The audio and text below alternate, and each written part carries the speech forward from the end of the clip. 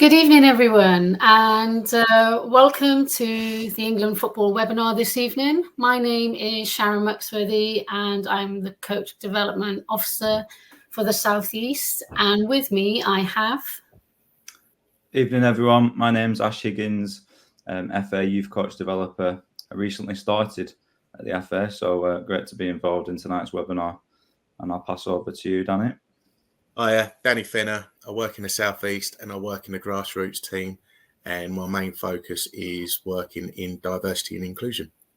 Futsal is a great invasion game with plenty of reasons to love it. It's the best game. It's fun. It's fast. Your movement needs to be quick together. It's quick pace. You're always moving up and down. It improves your skill work. It's fast, exciting, rewarding. Energetic, fun, but punishing. Fast-paced, technical and tactical. Futsal helps me with my quick feet. It makes me have a lot more skills and a variety of skills. In my experiences, quite often I've described futsal as putting a magnifying glass on the ability to observe your players. And in that sense, I mean, you know, everything's ramped up. You're getting an opportunity to see how skillful they can be, how quickly they can, you know, react to decisions, in a format of the game that should be and is, you know, they enjoy it, they love it. I think the benefits to go between playing futsal just to you know, develop futsal players is obviously clear in terms of playing the game, but also the transferable skills from futsal into developing your team of young football players, whatever age and stage they might be at. In regards to the transferable skills, what I've seen in futsal is the 1v1 tactics and trying to outwit your opponents. And I'll talk about it a little bit later in terms of the experience that I've had in grassroots football when using the transferable skills from futsal. Lee's made a really good point in the chat box about it just made the girls that I was working with just that little bit braver on the ball. So that's one transferable skills. The next one would probably be for me, and what I've observed is their decision making. It's enhanced that little bit more. So Ash mentioned about it being under that microscope, but the game is like so much quicker, which again, it just aids them and supports them as well. I mean, so there's a lady on the right-hand side. Her name is Jackie Bushell. I invited her to come down and do some work with a grassroots club, girls-only club. And my thought process was all the things that Ash has just spoken about, I wanted my girls to experience. So I got Jackie down and she done like a 12-week program. It was the best thing ever because it was dark and cold and wet outside. And we were in a lovely sports hall between the months of like November to February. And Jackie took them on a program, and it wasn't just about futsal that she delivered, like the rules, but just the technique as well of futsal. And what I'd like to do is show you a video on the top left. And this video is of one of the girls, Isla. She's playing, as you can see, a size, a physicality. She's bigger than the rest. She's playing against boys, same age, but she's massive. But futsal, definitely in the physical corner, kind of neutralised her a little bit because of the low centre of gravity, what is needed in the hall. But once she'd done futsal, once she came onto the grass, her ball control was so much better. And a link-up play in terms of what Ash will talk about later in the core moves was even better than that. So futsal definitely really helped her in regards to that. Out of our 7 national squads that play para-football, 6 of them play small-sided, so 7 aside down to 4 aside. 2 of the squads play futsal, which is ideal for the impairment the squads have. So the deaf women and the partially sighted men play futsal. And obviously the game itself naturally lends itself to the impairment. So natural light, indoors, small-sided. It's a fantastic game. 1, for inclusion. So how do you get people playing the game? 2, it's indoors. So from a safety perspective, especially coming into this time of the year, I think it'd be ideal for some of the clubs that you are working in. And 2, as a coach, I think it'll really give you a different lens of how to look at player development or actually the game itself. If you actually look at the game of football and futsal, majority of the goals come from a transition, but probably as coaches, we probably don't do enough transitional training sessions. So hopefully that'll allow you to work with your players around how you defend the transition or how maybe you start a transition and what that might look like. I think that's the beauty of the game. I mean, it's a game in itself, so that's a pathway in itself, but actually it's also got such benefits. Like we all, sort of champion the multi-skills approach to developing our players anyway. And futsal is a game that can really add value, even if in the picture there in the top left, right, even at that sort of play phase age group or your first Wildcat session, it's about, then it might not be a futsal that they call it. They might call it, they're taking their puppy for a walk, or I think in that picture, they're penguins protecting their eggs. But, at the end of the day, we're teaching them to guard that ball. It's their ball, look after the ball, manipulate that ball. It's their responsibility. And that's what we want them to do. And then obviously especially with girls, as we're going through the YDP phase, it's about that opportunity then of how we can continue. Now we've got the mastery of the ball, we're going through a growth spurt. How can we continue to develop our confidence on the ball, but also combine effectively with other players and continue to develop? Our moves is that's not just saying that there will be the things that you have to speak about your club. Clearly, there'll be things that are important to you within your players and your clubs. These are the things that we're picking out from the research, the analysis within the game of futsal and football as well. So what is a core move? Simple combinations between 2 or 3 players. All right. And what they're looking to do is a number of things. So looking to entice defenders, and therefore in the hope that if you entice a defender, you will gain either some territory or some space to go around the defender or a number of defenders. Looking to hide and disguise intentions. So I think with space being so limited within the game of futsal, the ability to look one way past the other, the ability to, scoop the ball rather than slide it on the floor, the ability to actually not touch the ball and let it roll for a teammate, to use the sole of your foot at the right time, all gives that ability of the player in possession real disguise, real opportunities to trick defenders, stop defenders picking up on their actions, whether they're going to shoot, a toe poke shot rather than fully extending the leg back, all sort of link into that. And then to think ahead of the defenders. So have a plan, basically. And that's something that I'm going to speak about within the session I'm going to speak about later on. So can you give your players an opportunity to, by judging space and time, have a plan of what they may be able to do? So both futsal, women and men's. Okay, so what's really interesting straight away is you're seeing, if you look at the part of the court it's happening, you're seeing that most of the moves are happening in the defensive half of the court.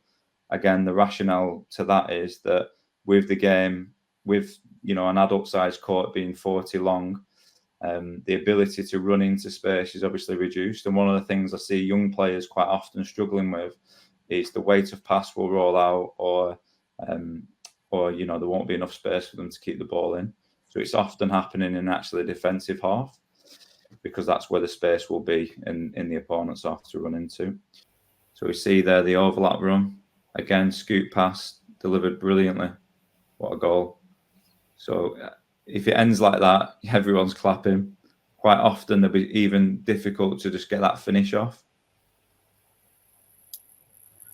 Ash, my observation of watching this and watching the girls do futsal, the best players that do futsal are the ones that are able to use their sole of their feet but stop the game and wait for the timing for everything else to fall in place. Would I be right in observing that?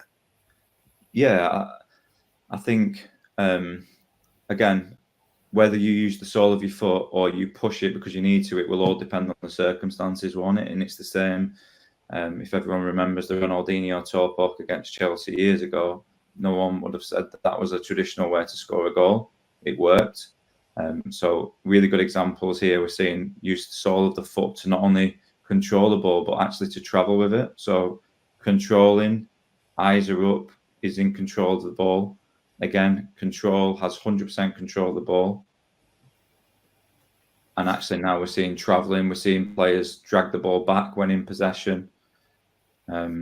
So I would suggest it would always be different for every player. There isn't one way, and there'll be different times and circumstances you'd use either the sole or the instep. But definitely, you know, as space gets tighter, it's that touch there that's going to unlock an opportunity to get a shot off or to find that bit of avenue to make the pass. Looking at this session here, I just want you guys on the call just to imagine that you have got a sports hall and you're fortunate that you've got the under 9s and you've got 9 players inside the sports hall. I like using carousel approaches, and when I mean a carousel approach, 3 sessions going on at the same time.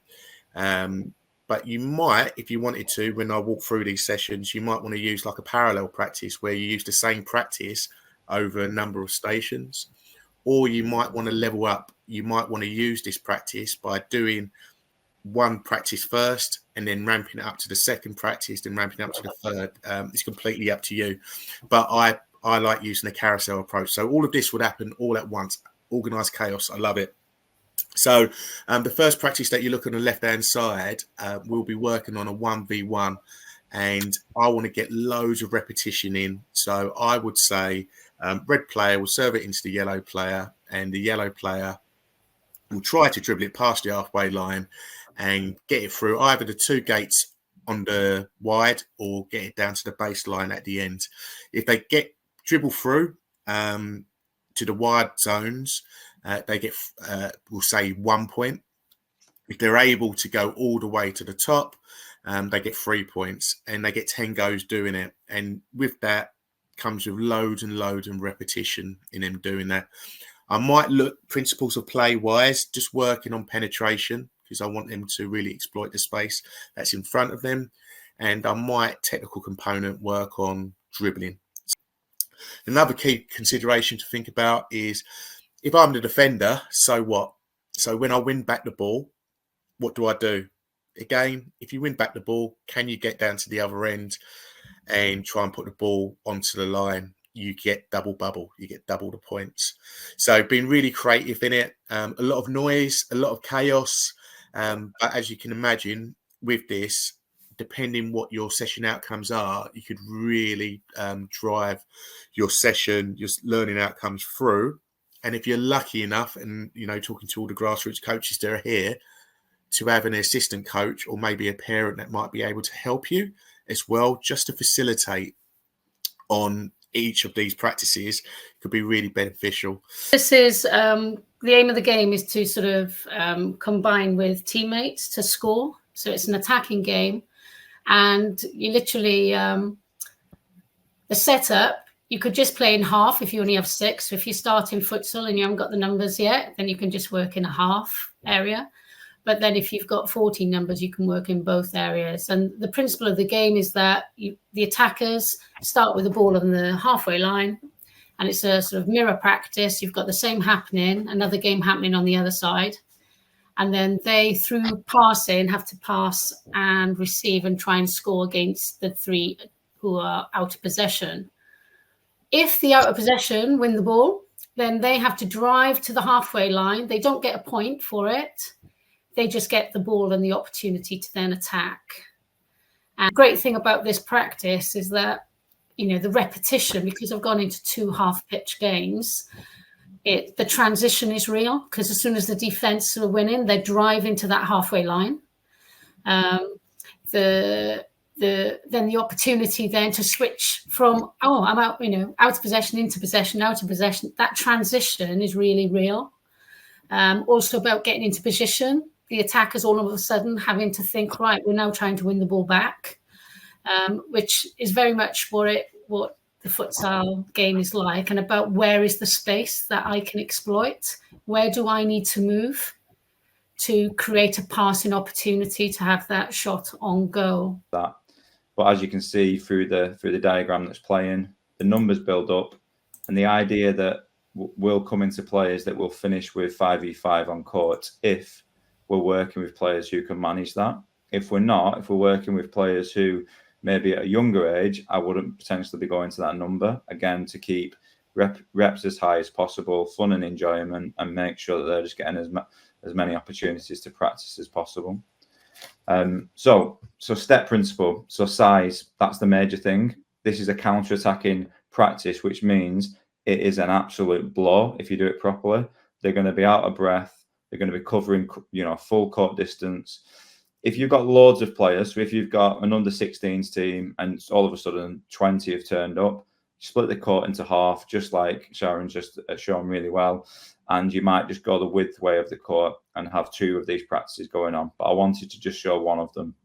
And if you've got the beauty of having a co-coach and somebody else you can take the other practice, then great. I'm going to talk about the 4-corner model in my mind when I'm planning this practice. So in possession, from a technical point of view, as this player is traveling now, that's the number one thing we're going to look at from an individual basis. It's the ability to travel with the ball. All right. So what does that look like in futsal?